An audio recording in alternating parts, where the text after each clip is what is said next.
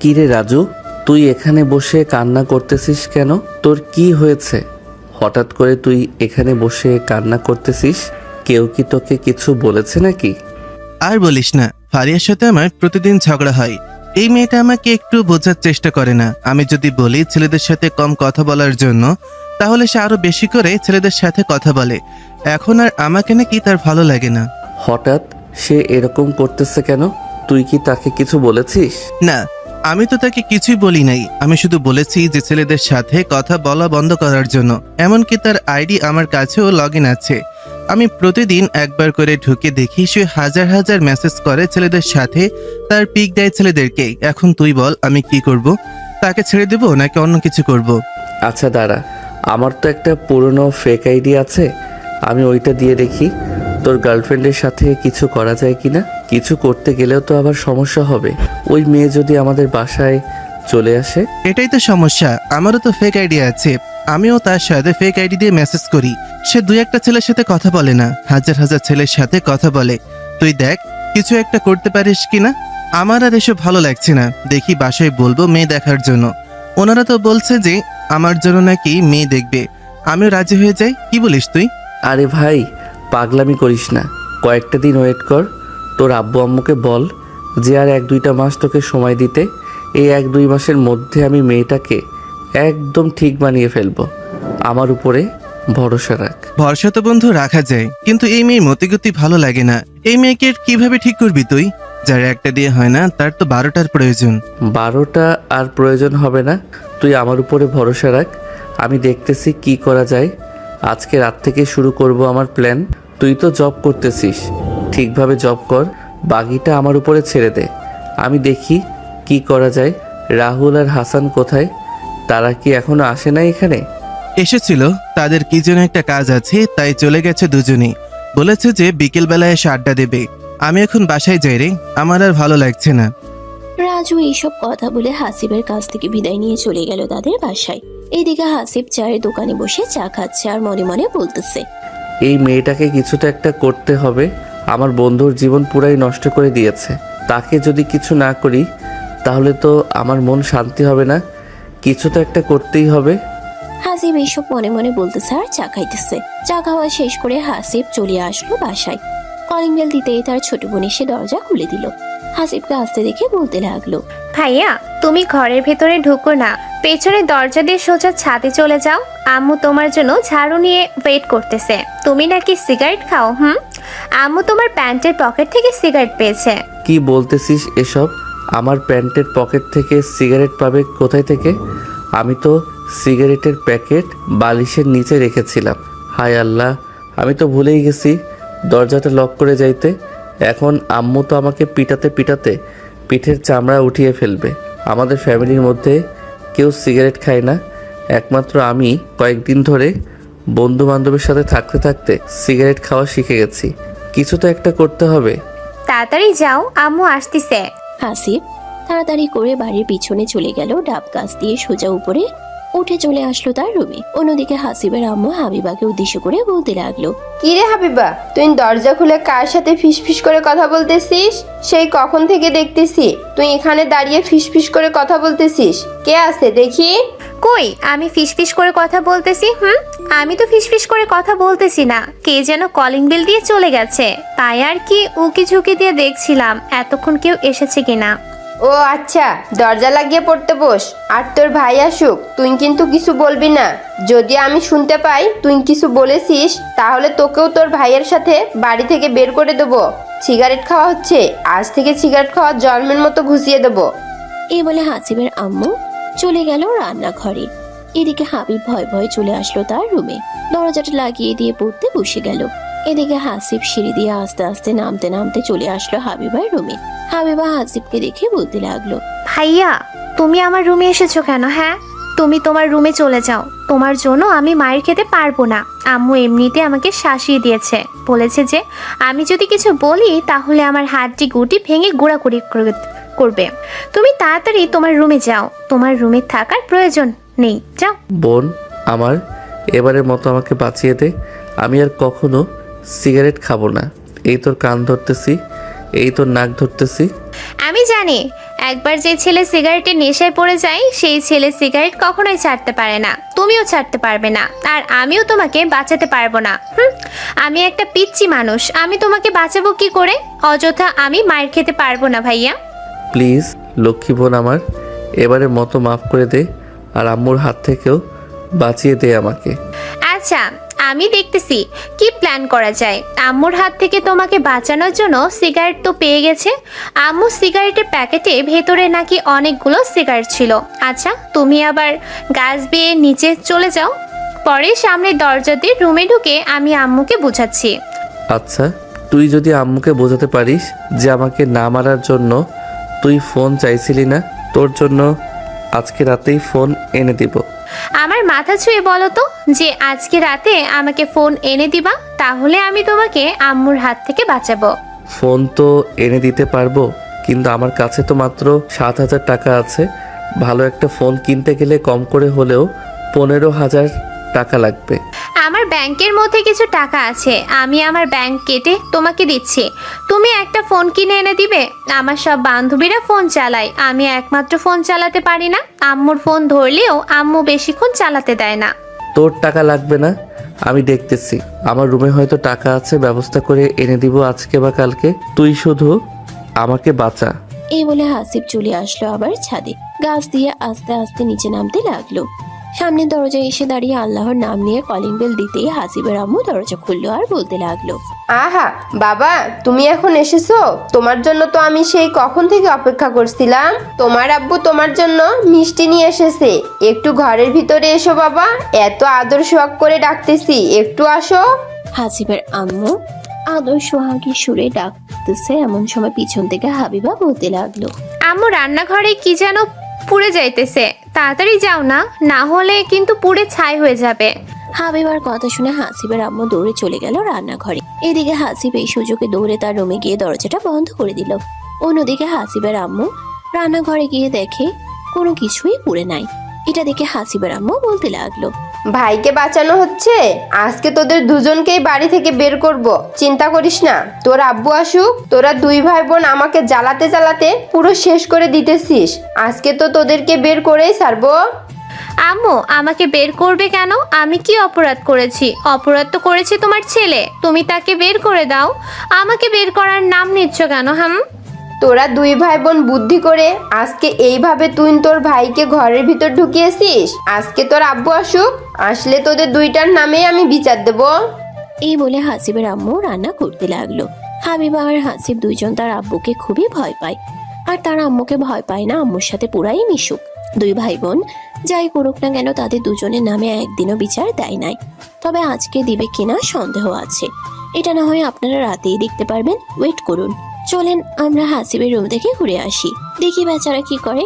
হাসিব সিঁড়ি দিয়ে দৌড়াতে দৌড়াতে উপরে উঠে তার রুমে গিয়ে দরজাটা বন্ধ করে দিয়ে বিছানায় বসে হাঁপাতে লাগলো। বেশ কিছুক্ষণ হাঁপানোর পর হাসিব বলতে লাগলো, সারা আজকে সব কপাল পড়লো আমার। অন্যদিকে রাজুর গার্লফ্রেন্ডকে দেখতে হবে, এইদিকে আম্মুকে দেখতে হবে। আম্মুর কাছে এখন যদি মাফ না চাই, তাহলে আম্মু সত্যি সত্যি আব্বুর কাছে বিচার দিয়ে দিবে। তখন তো আব্বু আমাকে বাড়ি থেকে বের করে দিবে। থাক, যা হওয়ার হয়ে গেছে। আম্মুর কাছে গিয়ে মাপ চেয়ে নেই, আম্মুর পা ধরে। এই বলে হাসিব রুমের দরজা খুলে যে বাহিরে যেতে যাবে, এমন সময় হঠাৎ করে হাসিব হাবিবার সাথে ধাক্কা খেয়ে পড়ে যেতে নামে। এমন সময় হাবিবা ধরে ফেললো আর বলতে লাগলো, বাতাসের ফুসফুস সামান্য মাত্র একটু ধাক্কা খেয়েছো, আমার সাথে এইভাবে উড়ে চলে যাচ্ছ কেন? শরীরের অবস্থা তো ক্যাঙ্গারুর মতো বানিয়ে ফেলেছো। ক্যাঙ্গারু তো তোমার চাইতে বেশি খাবার খায়। এখন কি আম্মুর কাছে মাফ চাও, না হলে কিন্তু আম্মু সত্যি সত্যি আব্বুর কাছে বিচার দিয়ে দিবে, তখন কিন্তু বুঝতেই পারছো। হ্যাঁ, বুঝতেই পারছি, এটার জন্যই তো কিছু করতেছি না। আর আমি তো এখন নিচেই যাচ্ছিলাম, তুই তো এসে আমাকে বাধা দিলি। তুই পড়তে যা, তোর সামনে আবার আম্মুর পা ধরে মাপ চাইতে আমার শরম করবে।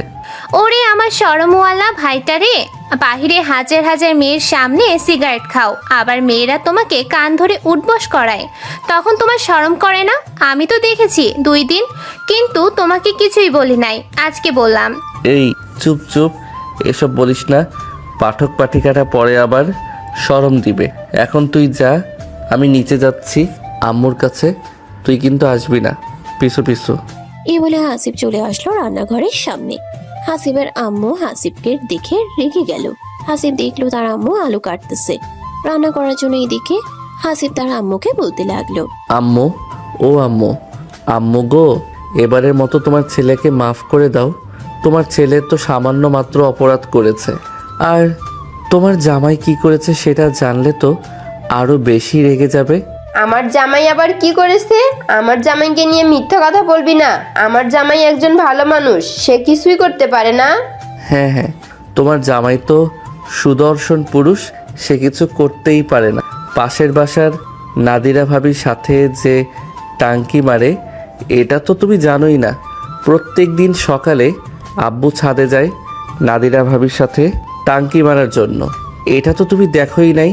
আমি প্রত্যেক দিন সকালে গিয়ে দেখি আব্বু এই রকম করে। যদি তোর কথা সত্যি হয়ে থাকে তাহলে এই বটিটা দেখেছিস? তোর আব্বুর কল্লাটা আমি হাতে নিয়ে আসবো, জন্মের মতো টাঙ্কি মারা বের করব। ঘরে এত সুন্দর বউ থাকতে অন্য বেটির দিকে চোখ পড়ে, আমি তার চোখ বের করে ফেলবো। এই রে, মনে হয় একটু বেশিই বলে ফেলেছি আব্বুর নামে। এখন যদি আম্মু সত্যি সত্যি দেখে আব্বু কোনো কিছুই করে নাই, তখন তো আমার উপরে ক্ষেপে পড়বে। মানে হচ্ছে ধুম ধারাক্কা মাইর, এছাড়া আর কোনো কিছুই না। কি রে, চুপচাপ দাঁড়িয়ে আসছিস কেন? আর কি চিন্তা ভাবনা করতেছিস? যদি তোর কথা মিথ্যে হয় তাহলে তুইও একটা কথা শুনে রাখ, তোর পিঠে পাটের ছালা বেঁধে রাখিস। কখন তোর উপর দিয়ে ঝড় যাবে এটা একমাত্র আমি ছাড়া আর কেউ জানে না। আচ্ছা আম্মু, পাটের ছালা দিয়ে কিছুই হবে না। আমি না হয় শক্ত দুইটা কাঠ বেঁধে রাখবো পিঠে, যাতে তুমি মারতে মারতে কাঠগুলো ভেঙে ফেলো। আমার কোনো কিছুই যাতে না হয়। তুই এখান থেকে যাবি? এখন কিন্তু তোর উপরে রাগ উঠতেছে। তুই আমার সামনে থেকে যা, না হলে কিন্তু তোর উপরে কখন এটা চালিয়ে দেবো নিজেও বলতে পারি না। হাসিব তাড়াতাড়ি করে ওখান থেকে চলে আসলো তার রুমে। অন্যদিকে হাবিবা নিচে এসে তার আম্মুকে উদ্দেশ্য করে বলতে লাগলো, আম্মু, ভাইয়া তোমাকে যা যা বলতেছে সব একদম মিথ্যা কথা বলতেছে। আব্বু এরকম কোনো কিছুই করে নাই। আব্বুর সাথে তো আমি উঠি ছাদে, আমি তো দেখতেই পাই না। ভাইয়া তোমার কাছে মিথ্যা কথা বলে বাঁচার জন্য চেষ্টা করতেছে, যাতে তুমি ভাইয়াকে কিছু না করো। সিগারেট খাওয়ার বিচার কিন্তু করতেই হবে, না হলে কিন্তু আমিও আব্বুর কাছে মিথ্যা কথা বানিয়ে বানিয়ে বলবো তোমার নামে। তোরা ভাই বোন আমাকে কি পেয়েছিস? আমাকে কি জলহস্তি মনে করিস নাকি, যে আমি পানিতে ডুব দিলেই ডুবে যাব? তোরা মনে হয় আমাকে জলহস্তি মনে করিস, তাই না? জলহস্তি মনে করবো কেন? হ্যাঁ, তুমি তো আস্ত একটা বাঘ, তোমার সাথে তো কেউ পারে না। এই যে ভাই আর মিথ্যা মিথ্যা কথা শুনে তুমি মনে করলা সব ভাইয়া সত্যি কথা বলেছে। আব্বুকে সন্দেহ শুরু করে দিয়েছো না? আগে ভাইয়ের বিচার করো, এরপরে আব্বুর বিচার করবে, আর আব্বুর ব্যাপারটা সত্যিটা জেনে এরপরে বিচার করবে। এটা তো অবশ্যই করব। আর তোকে না বললাম যে তোর রুমে গিয়ে পড়ার জন্য? তাহলে তুই এখানে উঠে এসেছিস কেন? এখানে উঠে আসলাম কারণ ভাইয়া তোমাকে কি কি বলেছে আমি সব কিছুই শুনেছি। আমি তো জানি ভাইয়া যে এরকম কিছু একটা করবে, এটার জন্যই তো এখানে আসলাম। হাবিবা তার আম্মুর সাথে আরো কিছুক্ষণ কথা বলে ওইখান থেকে চলে আসলো তার রুমে। দেখতে দেখতে বিকাল হয়ে আসলো। বিকালে হাসিব চলে আসলো তাদের আড্ডাখানায়। এসে দেখে সবাই বসে আছে। রাজু হাসিবকে দেখে বলতে লাগলো, কিরে হাসিব, সিগারেট কোথায়? কালকে যে কতগুলো সিগারেট কিনে দিলাম ওইগুলো কি করেছিস? শালা, তোর জন্য আজকে বাড়িতে আমি ধরা খেয়ে গেছি। সিগারেট বালিশের নিচে রেখে চলে এসেছিলাম। সকালবেলা আম্মু আমার রুমে গিয়ে বিছানা গোছাতে গোছাতে বালিশের নিচে হাত দিয়েছে। পরে দেখে সিগারেটের প্যাকেট। এটা নিয়ে কত যে কাহিনী হচ্ছে বাড়িতে। আজকে মনে হয় আমাকে বাড়ি থেকে বের করে দিবে। ও আচ্ছা, এটার জন্যই তো বলি তোর ফোন বন্ধ কেন। তোকে কয়টা ফোন দিয়েছি দেখ তো। হাসিব তার পকেটে হাত দিতেই দেখতে পেল সে ফোন আনে নাই। পরক্ষণেই মনে পড়লো তার ফোন তো চার্জে রেখে এসেছে। আমার ফোন তো আমি চার্জে রেখে এসেছি, আর ফোনে চার্জ ছিল না। হাসিব এইসব কথাবার্তা বলতেছে তার বন্ধুদের সাথে। এমন সময় রাহুল বলতে লাগলো, কিরে হাসিব, রাজুর কি ব্যবস্থা করলি? তার গার্লফ্রেন্ড যা শুরু করে দিয়েছে, কিছু তো একটা করতে হবে। একমাত্র তুই পারবি কিছু করতে। আমরা কথা বলতে বলতে তো ধরা খেয়ে যাই। তোর তো আর আবার ফেক আইডি চালিয়ে অভ্যাস আছে। তুই কিছু একটা কর। কিছু তো একটা অবশ্যই করতে হবে। দেখি রাতের দিকে চিন্তা ভাবনা করে কি করা যায়? হ্যাঁ, চিন্তা ভাবনা করলেই হলো না, কিছু একটা করতে হবে। এটা তো অবশ্যই করতে হবে। হাসিব তার বন্ধুদের সাথে কথা বলতে বলতে সন্ধ্যা হয়ে গেল। সন্ধ্যা 7টায় হাসিব চলে আসলো বাসায়। কলিং বেল দিতেই হাসিবের আব্বু এসে দরজা খুলে দিল। হাসিব তার আব্বুকে দেখে মাথা নিচু করে চলে যাচ্ছে। এমন সময় তার আব্বু বলতে লাগলো, এই চুপচাপ এখানে দাঁড়া, তোর সাথে আমার কথা আছে। হ্যাঁ বলো আব্বু, কি বলবে? আমার নামে তুই তোর আম্মুর কাছে কি বলেছিস? আমি নাকি পাশের বাসার ভাবির সাথে ইটিস পিটিস করি ছাদে গিয়ে, তুই নাকি এইসব বলেছিস? আমি আবার কখন বললাম এইসব? আমি তো বাসায় ছিলাম না, এইমাত্র আসলাম। আম্মু মনে হয় তোমার কাছে মিথ্যা কথা বলেছে। তোর আম্মু কখনোই আমার সাথে মিথ্যা কথা বলে না, আর আশা করি কখনো বলবেও না। আরে হ্যাঁ আব্বু, তুমি যদি বিশ্বাস না করো তাহলে হাবিবাকে জিজ্ঞেস করতে পারো।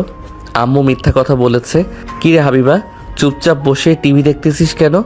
আব্বুকে বল। হাবিবা আমাকে সব কিছুই বলেছে।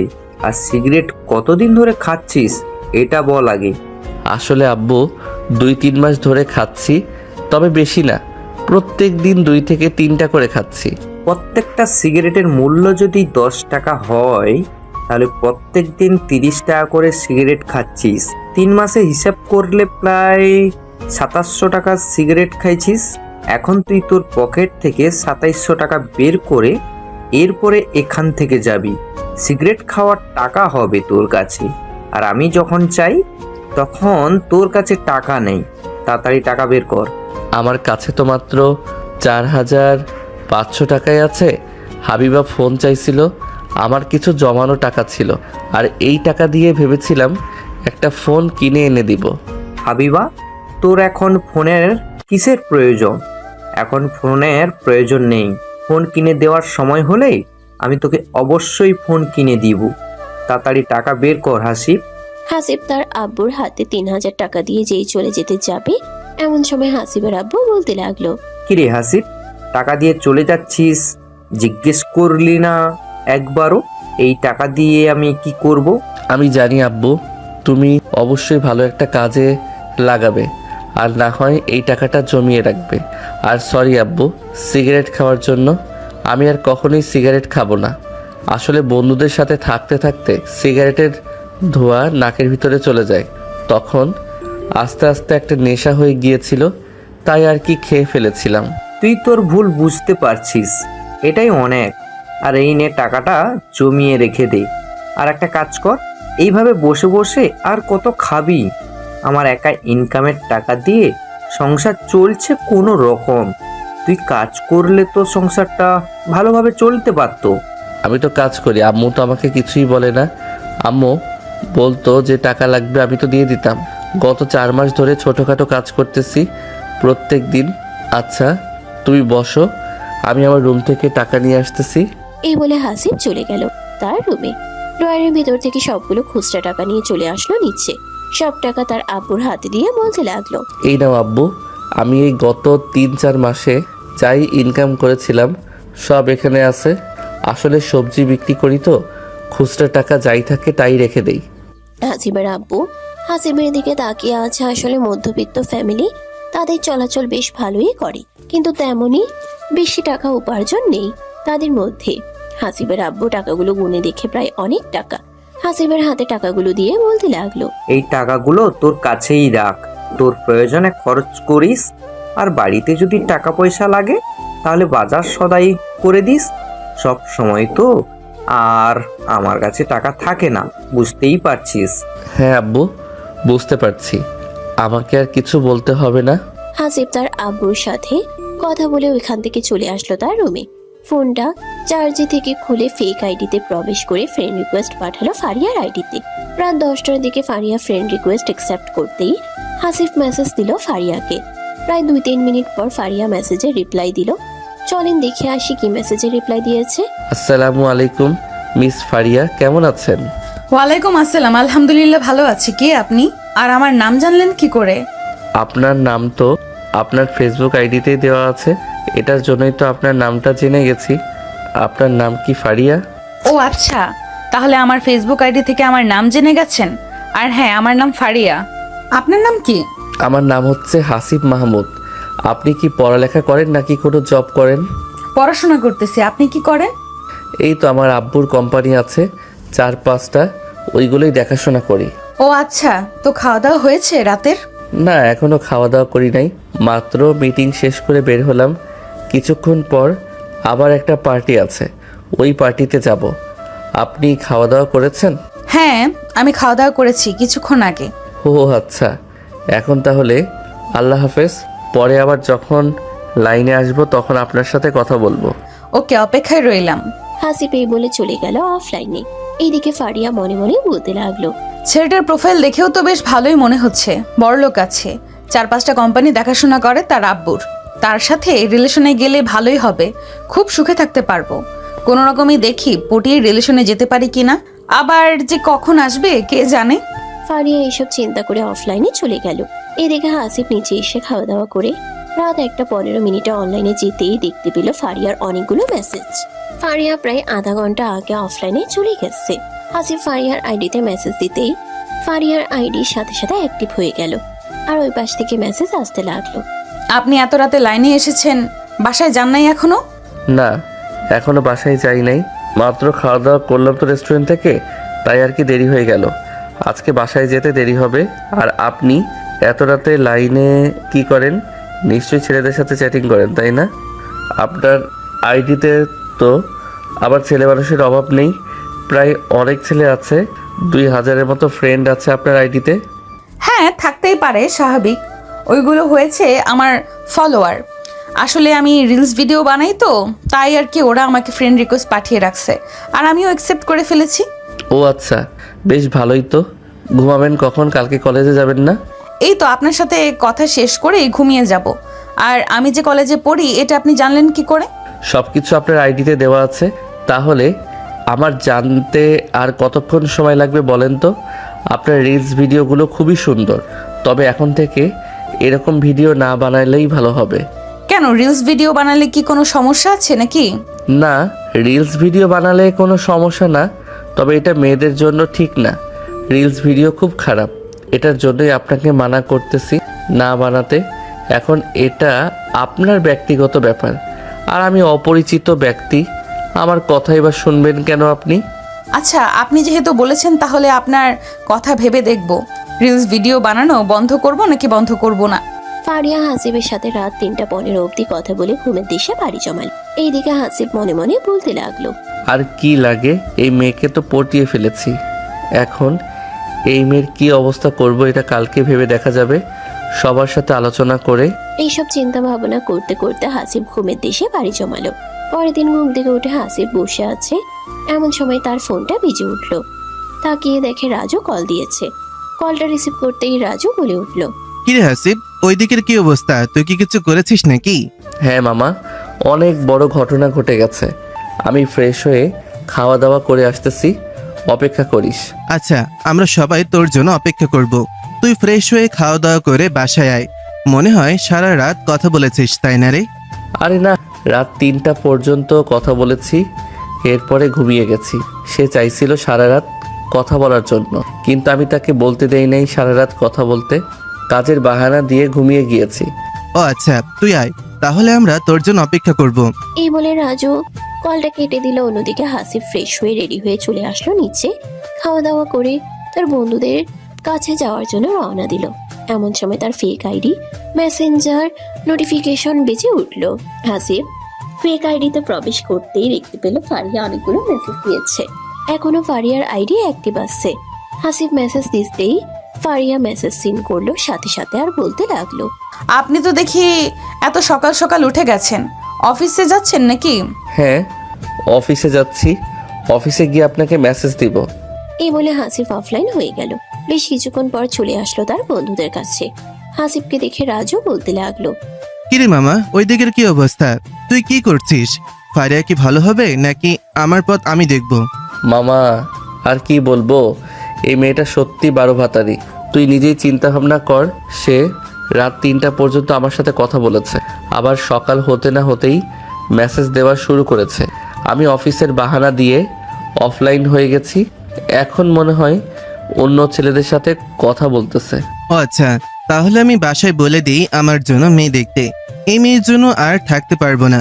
তবে তোকে একটা কথা বলে দিই, এই মেয়ের জীবন এমনভাবে তছনছ করে দিবি যাতে এই মেয়ে সোজা হয়ে দাঁড়াতে না পারে, অন্য কোনো ছেলের সাথে যাতে এই মেয়ে বিয়ে করতে না পারে, ওই রকম ভাবে পাগল বানিয়ে ছেড়ে দিবি। মামা, এটা করা একদম ঠিক হবে না। মেয়েটা যেহেতু এই রকম, তাহলে আর কয়েকটা দিন কথা বলে মেয়েটাকে একটু বাজিয়ে এরপরে অফলাইনে হয়ে যাব। তখন মেয়েটা দেখবি এমনিতেই শোক পালন করবে। ঠিক আছে, তোর যেটা ভালো লাগে সেটাই কর। তোকে তো আর কিছু বলতে পারবো না, কারণ তোর উপরে দায়িত্ব দিয়ে দিয়েছি। এখন তুই যেটা করবি সেটা আমার জন্য অবশ্যই ভালো হবে। রাজু এইসব কথা বলতেছে, এদিকে হাসিব চুপচাপ দাঁড়িয়ে আছে। অন্যদিকে ফারিয়া তার রুমের ভিতরে শুয়ে আছে। তার আগের যে কয়েকটা বয়ফ্রেন্ড ছিল তারা বারবার কল দিতেছে। এটা দেখে ফারিয়া মনে মনে বলতে লাগলো, তাদেরকে কি ব্লক করে দিব নাকি তাদের সাথে রিলেশন ব্রেকআপ করে দিব? ফারিয়া বেশ কিছুক্ষণ এইসব চিন্তা ভাবনা করতেছে। এইসব কথা চিন্তা ভাবনা করে তাদের সাথে কথাবার্তা বলে ব্রেকআপ করে ফেললো। অন্যদিকে হাসিব তার বন্ধু বান্ধবীর সাথে কথা বলে চলে আসলো কাজে। হাসিব কাজ করতেছে, এমন সময় তার ফোনটা বেজে উঠলো। তাকিয়ে দেখে তার আম্মু কল দিয়েছে। কল রিসিভ করতেই ওই পাশ থেকে হাবিবা বলতে লাগলো, ভাইয়া তুমি কোথায় আছো? কাজে চলে গেছো নাকি? হ্যাঁ, আমি তো কাজে চলে এসেছি। কেন, জরুরি কিছু বলবি নাকি? না, জরুরি কিছু বলবো না, আমি জিজ্ঞেস করতেছি তোমার কথা, তাই আমি ফোন দিলাম। তোমাকে দুপুরে আসবে খাবার খাওয়ার জন্য নাকি ওখানেই খাবে? দুপুরে বাসায় এসে খাবো। হাবিবা আচ্ছা বলে ফোনটা কেটে দিল। দেখতে দেখতে দুপুর হয়ে গেল। দুপুরে হাসিব বাসায় এসে খাওয়া দাওয়া করে কিছুক্ষণ রেস্ট করে চলে আসলো আবার কাজে। অন্যদিকে ফারিয়া হাসিবের অপেক্ষা করতেছে। বারবার ফারিয়া লাইনে এসে দেখতেছে হাসিব অনলাইনে এসেছে নাকি। এদিকে হাসিব কাজের ফাঁকে অনলাইনে ঢুকতেই দেখতে পেল ফারিয়ার হাজার হাজার মেসেজ। এত মেসেজ দেখে হাসিব অবাক হয়ে গেল আর মনে মনে বলতে লাগলো, এই মেয়েটা কি ছেলেদেরকে এইভাবেই ইমপ্রেস করে নাকি হাজার হাজার মেসেজ দিয়ে? আমার মনে হয় এই রকম ভাবে ইমপ্রেস করে। হাসিবের কথা শেষ হতে না হতেই সাথে সাথে মেসেজ আসলো। কি ব্যাপার হাসিব, আজকে কাজ কি অনেক বেশি নাকি? একবারও লাইনে আসলে না? হ্যাঁ, আজকে একটু বেশি কাজ তো, তাই আর কি লাইনে আসতে পারি নাই। তো এতগুলো মেসেজ দিলেন, কোনো প্রয়োজন নাকি? না, কোনো প্রয়োজন না, এমনিতেই মেসেজ দিলাম, দেখলাম কি করেন। আচ্ছা, খাওয়া দাওয়া করেছেন দুপুরে? হ্যাঁ, খাওয়া দাওয়া করেছি। আপনি খাওয়া দাওয়া করছেন? হ্যাঁ, আমিও খাওয়া দাওয়া করেছি। হাসিব ফারিয়ার সাথে প্রায় 2 ঘন্টা কথা বলে আবারও অফলাইনে চলে গেল। সন্ধ্যায় সব বন্ধুরা মিলে আড্ডা দিতেছে, এমন সময় রাজু বলতে লাগলো, হাসিব, আমার জন্য একটা মেয়ে দেখে এসেছে। মেয়েটাকে আমারও পছন্দ হয়েছে। এই মেয়েটা আমাদের পাশের এলাকার মাদ্রাসায় পড়ালেখা করে। এখন আমি কি হ্যাঁ বলে দেব? হ্যাঁ বলবি, না তো কি বলবি? ওই মেয়ের সাথে আবার যেতে চাস নাকি? হ্যাঁ বলে দে, এইরকম মেয়ে পাওয়া ভাগ্যের ব্যাপার। হাসিব রাজুকে এইসব কথা বলতেছে। এদিকে রাজু তার বাসায় ফোন দিয়ে বলে দিল সে বিয়ে করবে। রাতে রাজু বসে আছে টেবিলে, এমন সময় তার ফোনটা বেজে উঠলো। তাকিয়ে দেখে হাসিব কল দিয়েছে। কলটা রিসিভ করতেই ওই পাশ থেকে হাসিব বলতে লাগলো, কি রে রাজু, বিয়ে কি একেবারে কনফার্ম হয়ে গেছে নাকি? হ্যাঁ, বিয়ে কনফার্ম হয়ে গেছে। সামনের সপ্তাহে আমাদের বিয়ে। এখন আমি চিন্তা ভাবনা করছি ফারিয়াকে দাওয়াত দিব নাকি দাওয়াত দেব না। তুই যদি তাকে দাওয়াত দিস তাহলে তোর আর এই বিয়ে করা লাগবে না। ওই মেয়ে একভাবে না একভাবে নিশ্চয়ই গন্ডগোল পাকাবে। তার চাইতে ভালো হবে এখন যেভাবে আছিস এইভাবেই থাক, দাওয়াত দেওয়ার দরকার নেই। কথা যেহেতু বলিস না, তাহলে তাকে আবার দাওয়াত দিতে যাবি কেন? রাজু এইসব কথা বলতেছে হাসিবকে। বেশ কিছুক্ষণ রাজুর সাথে কথা বলে কলটা কেটে দিল। রাতে খাওয়া দাওয়া শেষ করে হাসিব অনলাইনে আসতেই ফারিয়ার মেসেজ দেখতে পেল। ফারিয়ার মেসেজ দেখে হাসিব বলতে লাগলো, এই মেয়েটার সাথে মাত্র আজকে 2 দিন কথা বলেছি, এত গুরুত্ব দিতেছে, এতবার মেসেজ দিতেছি, নিশ্চয়ই কিছু একটা হতে চলেছে। আমাকে সাবধান থাকতে হবে, এই মেয়ের মায়ায় পড়া যাবে না। হাসিব এইসব কথাবার্তা বলতেছে। বেশ কিছুক্ষণ এইসব কথাবার্তা বলার পর অফলাইনে গিয়ে ঘুমের দেশে বাড়ি জমালো। অন্যদিকে ফারিয়া বিছানায় শুয়ে আছে। বিভিন্ন ছেলেদের আইডি থেকে মেসেজ আসতেছে, এটা দেখে ফারিয়া বলতে লাগলো, দূর, আর এসব ভালো লাগে না, সবগুলো ছেলেদের আইডি রিমুভ করে দিব। এই বলে ফারিয়া সবগুলো ছেলের আইডিতে ঢুকে আনফ্রেন্ড করে দিতেছে। প্রায় 200 বা 300 আনফ্রেন্ড করার পর ফারিয়া ঘুমের দেশে বাড়ি জমালো। এইভাবে চলতে লাগলো তাদের দিনকাল। পরের দিন সকালে হাসিব চলে আসলো কাজে। কাজ করতে করতে দুপুর হয়ে আসতেই পকেট থেকে ফোনটা বের করে দেখে রাজু অনেকগুলো কল দিয়েছে। হাসিব রাজুকে কল দিতেই রাজু কলটা রিসিভ করে বলতে লাগলো, কিরে হাসিব, তুই কোথায় আছিস রে? সেই সকাল থেকে তোকে কল দিচ্ছি, একটা কলও রিসিভ করিস নাই। তোর সমস্যা কি? কল রিসিভ করিস না কেন? আরে মামা, আমি দেখতে পারি নাই, পকেটে ফোন রেখে দিয়েছিলাম, আর এদিকে আমি সবজি বিক্রি করছিলাম, আর ফোন সাইলেন্ট করা ছিল, এটার কারণে আরও বুঝতে পারি নাই। ও আচ্ছা, সন্ধ্যাবেলা দেখা করিস। বাড়িটা তো সাজাতে হবে, কোথায় কোথায় যেতে হবে তুই জানিস, কারণ এর আগেও রহিমের বিয়েতে সবকিছুর দায়িত্ব তুই নিয়েছিস। আমার বিয়ে তো দায়িত্ব নিতে পারবি না তুই? নিতে পারবো না কেন? অবশ্যই নিতে পারবো। রহিমের বিয়েতে যেহেতু দায়িত্ব নিতে পারছি, তোর বিয়েতেও দায়িত্ব নিতে পারবো। রাজু হাসিবের সাথে আরো কিছুক্ষণ কথা বলে ফোনটা কেটে দিল। সন্ধ্যায় হাসিব চলে আসলো আড্ডাখানায়। এসে দেখে তার সব বন্ধুরা আড্ডা দিতেছে। হাসিব রাজুকে উদ্দেশ্য করে বলতে লাগলো, কিরে রাজু, তোর বিয়ের বাজেট কত? আর কত টাকার মধ্যে তুই তোর বিয়ের পুরো কাজটা সম্পন্ন করতে চাচ্ছিস? একেবারে সিম্পল ভাবে বিয়ে হবে। এই ধর 1 লক্ষ টাকার মধ্যে বিয়েটা কমপ্লিট করতে হবে। অন্যান্য যেটা আছে ওইটা অন্যান্য ব্যাপার। তুই শুধু সাজানো এবং অন্যান্য যা কিছু আছে ওইগুলো তুই এই 1 লক্ষ টাকার মধ্যে করবি। আচ্ছা, এখন চল আমার সাথে, গিয়ে বলে আসি তারা কালকে সকালে গিয়ে বাড়িটা সাজিয়ে দিয়ে আসবে। ঠিক আছে, চল তাহলে যাওয়া যাক। হাসিব রাজুকে নিয়ে চলে আসলো কয়েকটা দোকান।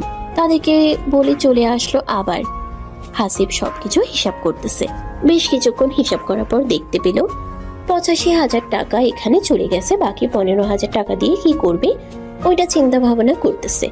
এমন সময় রাজু বলতে লাগলো, সবকিছু তো করা হয়েছে, বিয়ের গাড়ি এইটাই তো বাকি। ও হ্যাঁ, এটাই মনে ছিল না। আর বাকি সব কাজ তো কমপ্লিট হয়ে গেছে। গাড়ির হয়তো আরও কিছু টাকা লাগতে পারে, দিতে পারবি নাকি? হ্যাঁ, দিতে পারবো, সমস্যা নেই।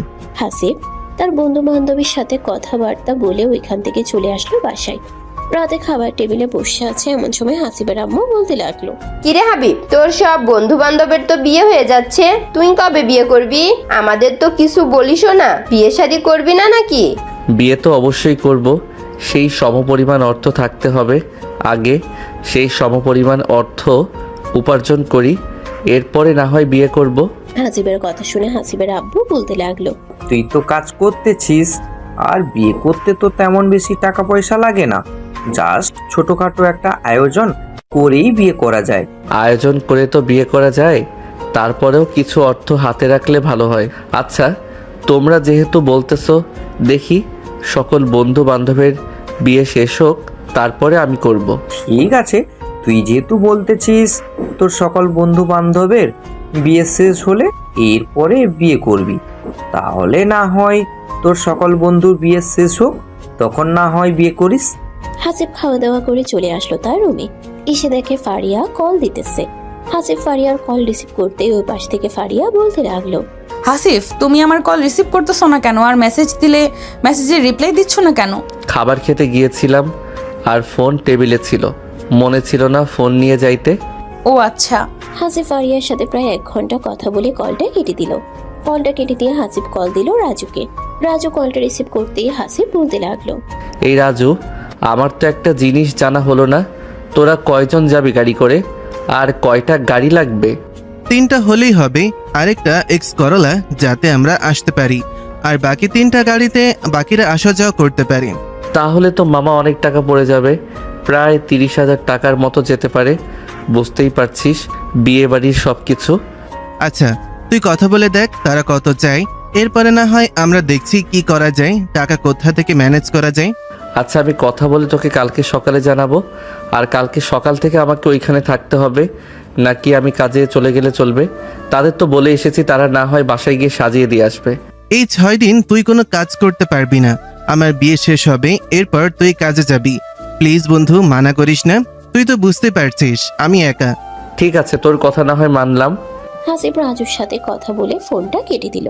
বেশ কিছুক্ষণ পর হাসিব ঘুমের দেশে বাড়ি জমালো। পরের দিন থেকে হাসিবের কাজ শুরু হয়ে গেল।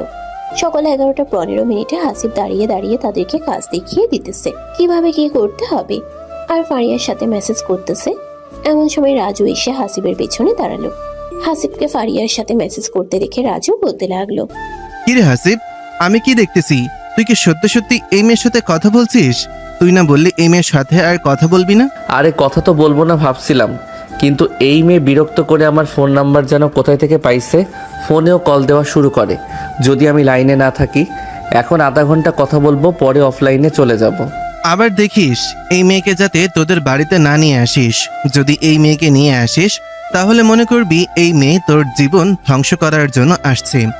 আরে না, এমনটা মোটেও হবে না, চিন্তা করিস না। তুই বাড়ির ভিতরে যা, আমি এইদিকে কাজ শেষ করে এরপরে আসতেছি। রাজু চলে গেল বাড়ির ভিতরে। এইদিকে হাসিব বসে আছে। বেশ কিছুক্ষণ বসে থাকার পর ওইখান থেকে উঠে সোজা চলে আসলো রাজুর কাছে। রাজুর সাথে কিছুক্ষণ আড্ডা দিয়ে বাড়ির দিকে রওনা দিল। রিক্সা দিয়ে বাসায় যাইতেছে, এমন সময় তার ফোনটা বেজে উঠলো। পকেট থেকে ফোনটা বের করতেই দেখতে পেল ফারিয়া কল দিয়েছে। কলটা রিসিভ করে বলতে লাগলো, এই, আমি কি আপনার জন্য ঠিক মতো কাজ করতে পারবো না? ফোন দিয়ে বারবার বিরক্ত করেন কেন? ও সরি, আসলে আমি বুঝতে পারি নাই আপনি যে কাজ করতেছেন। আচ্ছা কাজ করেন, তাহলে ফ্রেশ হয়ে মেসেজ দিন, অপেক্ষায় থাকবো। এই বলে ফারিয়া কলটা কেটে দিল। এদিকে হাসিব বিরক্ত মাখা মুখ নিয়ে তার পকেটে আবারও ফোনটা রেখে দিল। প্রায় 10 মিনিট পর চলে আসলো তাদের বাসায়। সামনে রিক্সা থেকে নেমে রিক্সা ভাড়া দিয়ে প্রায় 10 মিনিট পর চলে আসলো তাদের বাসার সামনে। রিক্সা থেকে নেমে রিক্সা ভাড়া দিয়ে বাড়ির ভিতরে চলে আসলো।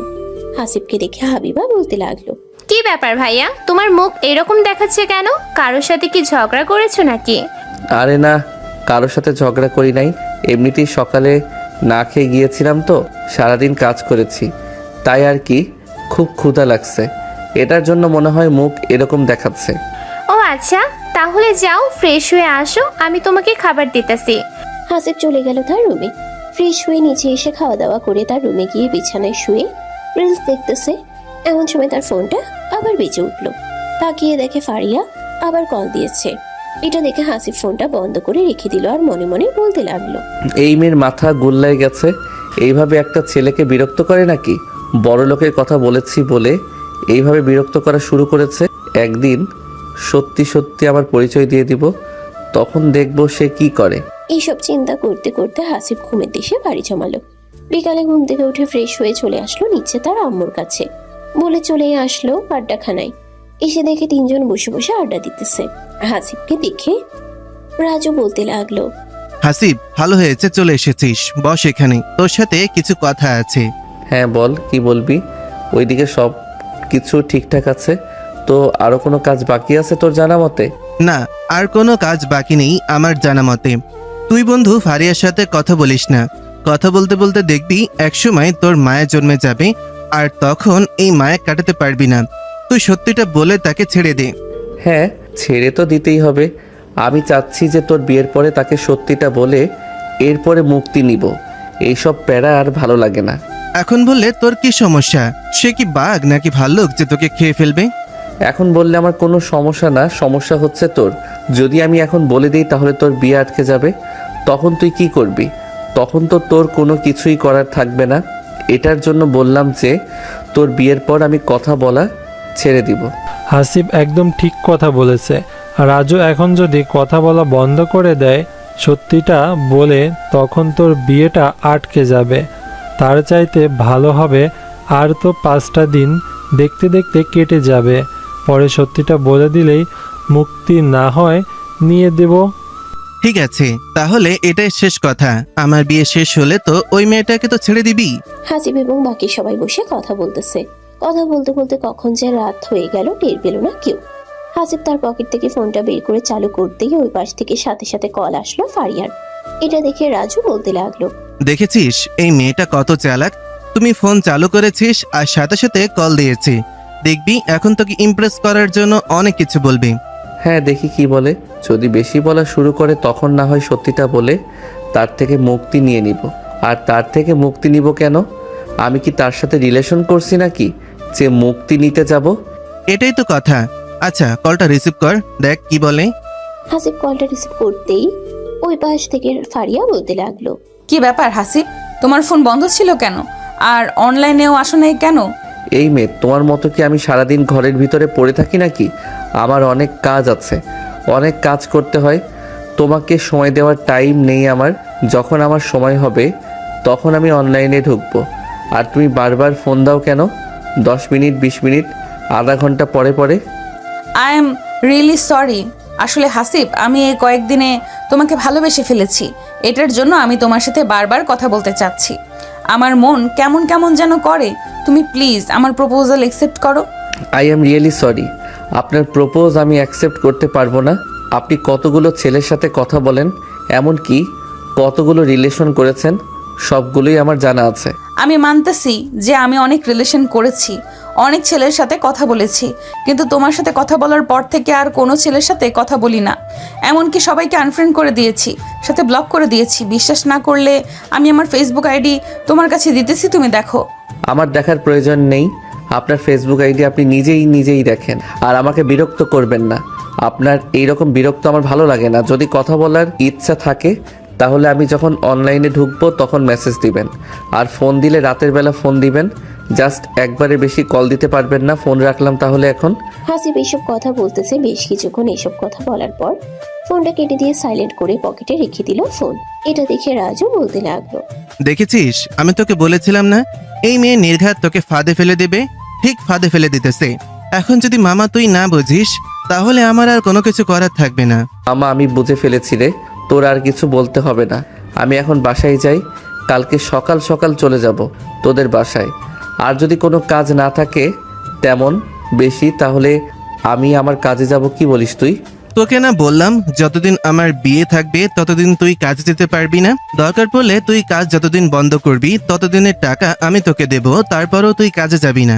আচ্ছা, তোর টাকা দিতে হবে না, আমি কাজে যাব না। এখন তাহলে বাসায় যাই। এই বলে হাসিব চলে আসলো বাসায়। কলিং বেল দিতেই হাবিবা এসে দরজা খুলে দিল। তার ভাইকে দেখে বলতে লাগলো, বাহ, আজকে তো দেখি তাড়াতাড়ি চলে এসেছো। কোথাও ঘুরতে যাও নাই নাকি? ঘুরতে যাব কেন? আমি তো গিয়েছিলাম রাজুদের বাসায়। তুই জানিস না রাজুর বিয়ে? তারপর